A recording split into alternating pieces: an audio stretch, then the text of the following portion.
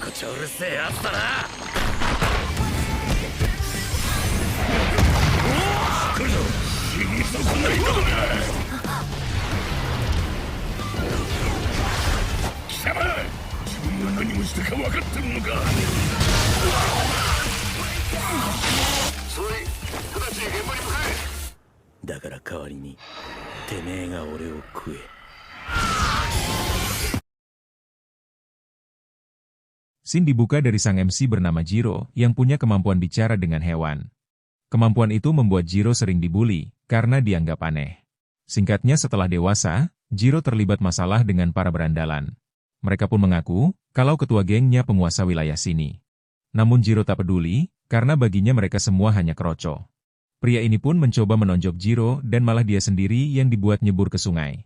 Hal itu membuat keduanya rekannya langsung kena mental. Jiro pun menghina mereka para kroco yang semuanya tak berguna. Dan tak butuh waktu lama, mereka semua dibuat nyebur oleh Jiro.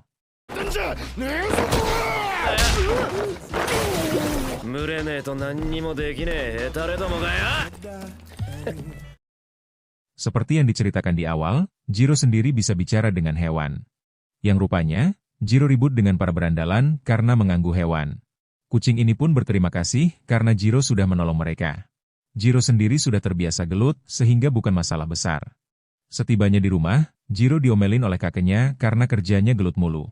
Kakeknya mengajari Jiro bela diri shinobi bukan untuk jadi preman. Yang ketika Jiro coba bicara, dia pun langsung dilempar kunai oleh si kakek. Marahnya si kakek membuat Jiro panik sampai nelen ludah sendiri. Si kakek pun menunjukkan pedang kuno yang katanya pusaka keluarga. Bukannya minta maaf, Jiro malah menuduh pedang itu cuma tiruan saja. Yang sudah jelas, hal itu justru membuat si kakek jadi semakin emosi.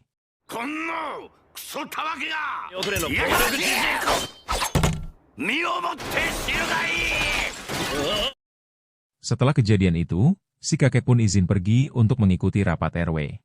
Sedangkan Jiro yang harus membereskan bekas kekacauan tadi. Tak lama, ada burung gagak yang meminta Jiro menyelamatkan seekor kucing. Setibanya di lokasi, Jiro pun mendapati seekor kucing yang sudah terluka. Entah apa yang terjadi, namun yang jelas kucing ini masih hidup. Jiro sendiri pun bingung dengan apa yang terjadi pada kucing tersebut. Kucing itu pun punya warna yang khas yang seperti sebuah simbol. Dan ternyata, kucing ini bukan hewan biasa dan menyimpan kekuatan besar.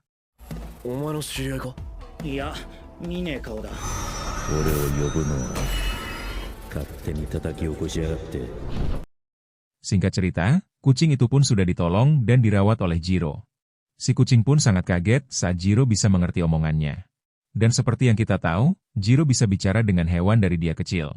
Yang saking kagetnya, kucing ini pun sampai ngumpet di bawah kasur.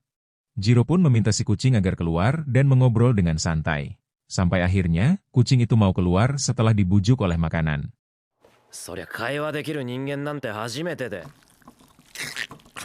Jiro pun basa-basi terlebih dulu dan menanyakan nama dari si kucing. Kucing ini bernama Rago yang aslinya bukan kucing tapi Mononoke. Dalam bahasa Jepang, Mononoke adalah makhluk gaib semacam roh atau monster. Dan seringkali, mereka mengambil wujud manusia ataupun hewan. Jiro pun makin kepo ingin tahu, apa yang terjadi sehingga Rago bisa terluka. Rago pun mengaku, kalau dia diserang oleh Mononoke lain saat sedang tidur. Mereka meminta bantuan Rago, namun Rago menolak untuk membantu. Jiro pun ingin tahu, alasan Rago tak mau membantu sesama Mononoke. Rago membenci mereka, karena menutupi kelemahan di balik kekuatan orang lain. Entah benar atau tidak, Jiro sendiri pun belum percaya sepenuhnya.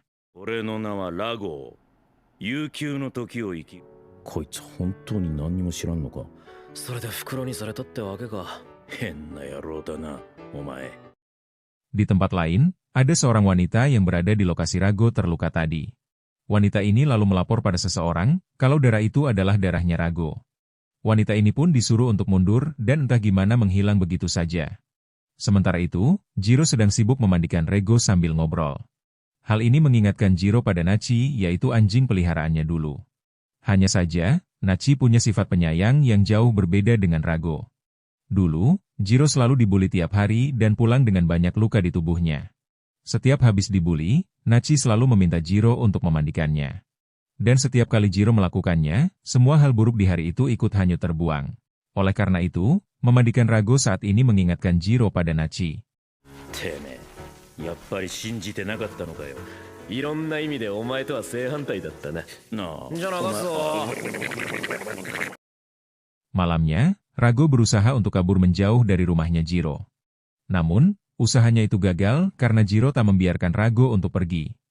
Meskipun luka Rago sudah sembuh, namun kekuatannya belum pulih.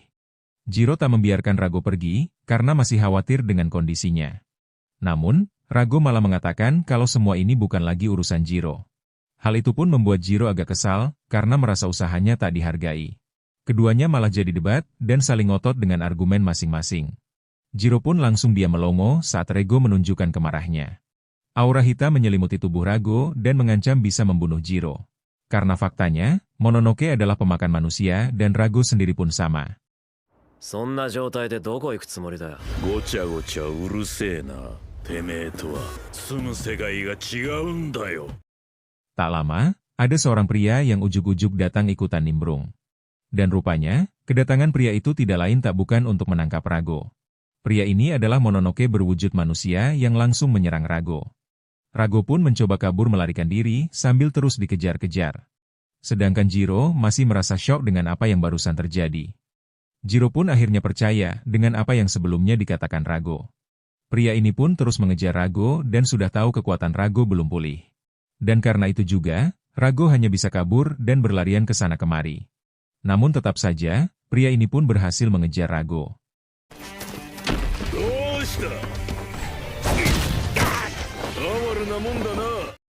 Rupanya, kelompok pria itu yang sengaja membebaskan Rago dari segelnya.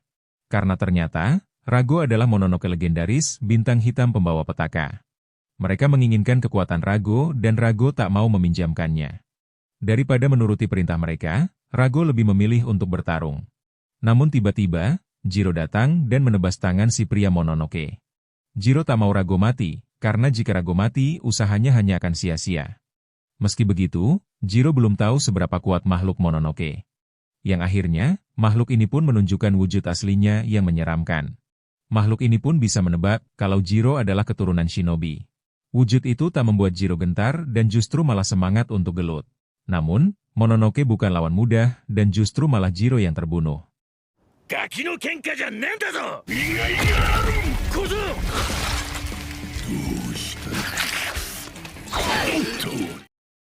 Rago pun lalu menghampiri tubuh Jiro yang sudah tergeletak. Makhluk ini memberikan tubuh Jiro untuk Rago karena dikira akan dimakan.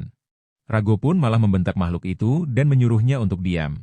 Rago bisa saja memakan Jiro sehingga kekuatannya bisa kembali pulih. Namun, Rago tak mau melakukannya karena Jiro mati demi menolongnya. Dan sebagai balas budi, Rago akan memberikan kekuatannya.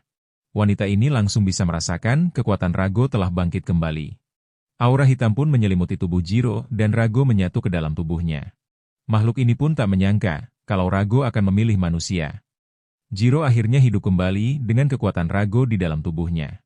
Makhluk ini jelas tak terima karena manusia adalah musuh Mononoke. Pertarungan pun terjadi kembali antara Jiro melawan si makhluk tersebut.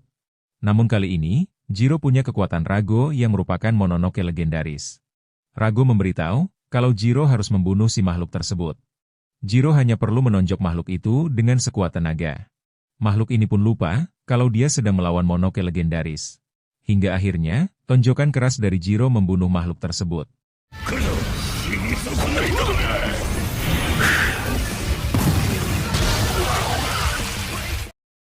Baru saja selesai, Jiro langsung ditodong pisau oleh si wanita yang entah siapa. Pria ini sama sekali tak menyangka kalau kejadiannya akan jadi seperti ini. Jiro pun menduga kalau mereka adalah rekannya si makhluk tadi. Namun ternyata, mereka adalah manusia yang bekerja di biro espionase. Jiro sendiri pun baru tahu tentang adanya biro espionase tersebut. Yang katanya, mereka akan menahan Jiro untuk dilakukan pemeriksaan. Hal itu membuat Jiro makin bingung, karena mereka tak mengatakan alasannya. Entah apa tujuannya, namun yang jelas, Jiro sangat penting buat mereka.